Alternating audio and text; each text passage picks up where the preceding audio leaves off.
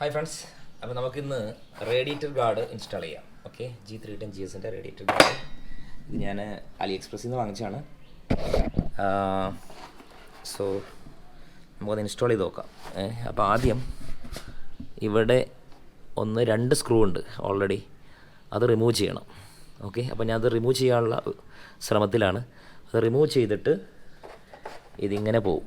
ഇതിൻ്റെ ടോപ്പ് ഇങ്ങനെ ആയിരിക്കുമല്ലോ അല്ലേ, ഇങ്ങനെ ആയിരിക്കും. ടോപ്പ് ഇങ്ങനെ പോവും.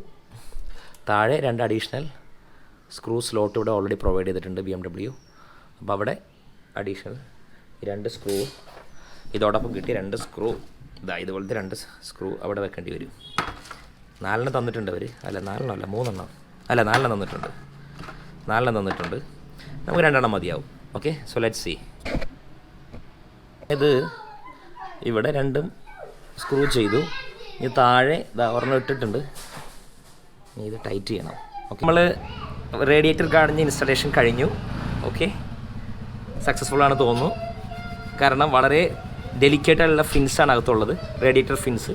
അപ്പോൾ ഇത് എന്തായാലും മസ്റ്റാണ് നമുക്ക്. കാരണം വണ്ടി ഓടിക്കുമ്പോൾ കല്ലുകൾ മറ്റൊക്കെ തെറിച്ച് വന്ന് ഡാമേജ് ആവാൻ സാധ്യതയുണ്ട്. സോ അതുകൊണ്ട് തന്നെ ഈ ഇങ്ങനെയൊരു ഗാർഡ് വളരെ മസ്റ്റാണ് എന്നുള്ളത് നമുക്ക് മനസ്സിലാക്കാൻ സാധിക്കും. അല്ലെങ്കിൽ ഡാമേജ് പറ്റിയാൽ ഓഫ് കോഴ്സ് BMW ആണ്, അതിൻ്റെ മെയിൻ്റനൻസ് ചാർജ് വളരെ അധികമായിരിക്കും. Okay, thank you.